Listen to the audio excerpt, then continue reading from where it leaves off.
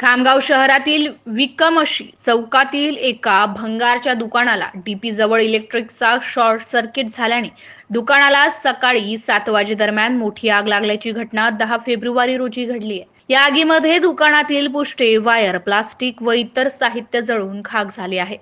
नागरिकांनी लगेच आग विझवण्याचे प्रयत्न केले, मात्र आग मोठी असल्याने नागरिक अपयशी ठरलेत। नागरिकांनी लगेच खामगाव नगर परिषद अग्निशमन दलास पाचारण केले।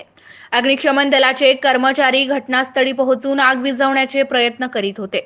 अग्निशामक दलाच्या गाडीच्या पाण्याचा पाईप ठिकठिकाणी फुटलेला असल्याने मोठ्या प्रमाणावर पाणी रस्त्यावरच वाया जात होते। त्यामुळे आगीवर नियंत्रण मिळवण्यास विलंब झालाय। याबाबत नागरिकांनी रोष व्यक्त केलाय। त्यानंतर शेगाव येथील अग्निशामक दलास पाचारण करण्यात आल्याचे समजते। MCN न्यूज मराठी करिता रवींद्र शेगोकार, खामगाव।